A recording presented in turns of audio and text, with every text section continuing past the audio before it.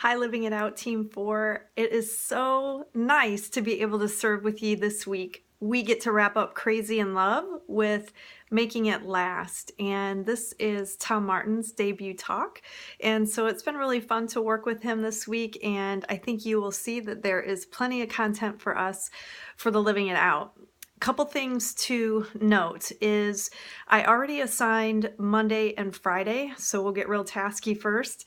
Monday will be me, I'll do the recap from the weekend, and then Friday I'm going to have Kay do, because Kay does our formatting every week that you serve together as a team. Super grateful for that help, Kay, and because Friday is pretty packed with a lot of content. That way you can kind of just go through and really serve as an editor for the intro, and then you will have to develop the rest of those pieces. But as for all of us, that's half the fun. When you look at the overall outline, remember that Crazy in Love is really this idea of being able to look at God's plan for marriage, starting with Ben talked about the search piece of it if you're single and having a plan. And then Barb last week talked about a couple pieces of that plan of guarding our hearts, or really fighting the foxes, and being kind was a practical next step that she had, along with praying together. And then you'll see that Tom's talk really picks up with a lot more of the practical of how do we make it last.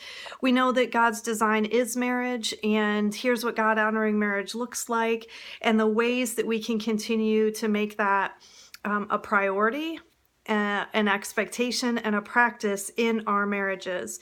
That's his one sort of big overarching point, is that he may very well say, I want you to walk away with one thing, because there's lots of options here of all sorts of ways that you can be sure that God stays first and that our spouses are next. So his challenge and next step will really be around this idea of choose one and agree on it. Prioritize it, in other words, set an expectation and a goal about it between the two of you, and then practice it. So those are the elements for making it last. And in each of these pieces, you'll notice that it applies. On Monday, I'm going to hit that pretty hard. And then if you can incorporate some of that language throughout each of the days, particularly in the live section, maybe our live questions aren't necessarily so different from one another, in that we can have some freedom to ask out of today and the things we talked about today, what is one thing that sticks out for you? Friday then, we'll kind of see how this goes. That may be more of how content edit works, but I just wanted you to think about that and really write your introductions so that there are the practical pieces included. The very first part you'll notice is his sermon notes, as we usually have, and then I'm going to kick off with Ephesians 5:31, review what marriage is, introduce this priorities, expectations, and practices again. And then on Tuesday, this is continuing in Ephesians, and so think about that for your context setup, that I'll really do the big setup of where was Paul, and he was writing to Ephesus and that sort of piece.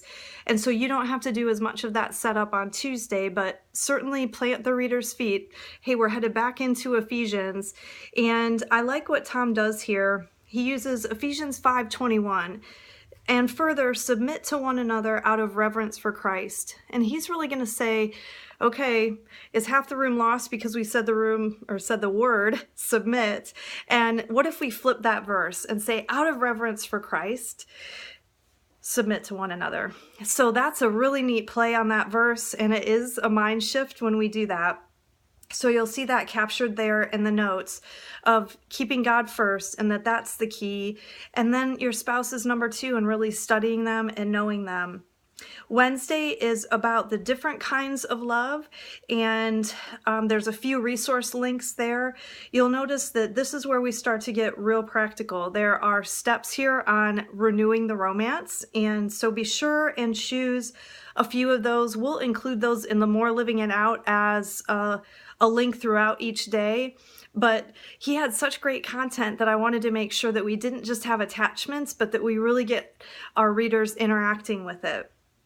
Then on Thursday, all about guardrails and boundaries, both personally and in the workplace. So you'll notice that I attached 2 pictures. I scanned these and then I couldn't get them to attach and all sorts of crazy stuff. So there's pictures there for you.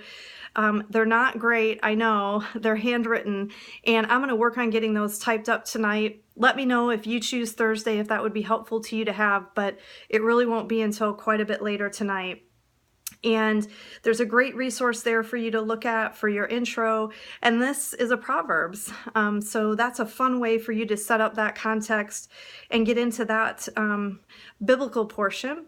And then on Friday, it's Tom's top 10 list for marriage. And again, this is where Kay is going to spend her time so that she has some additional time for formatting.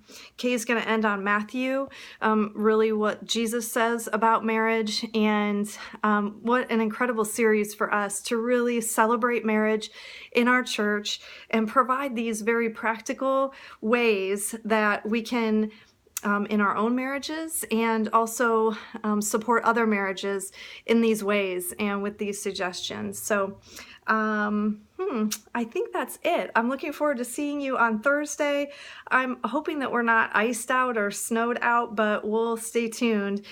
In the meantime, our best for His glory on this particular piece, and I'm anxious to see what He does. See you soon.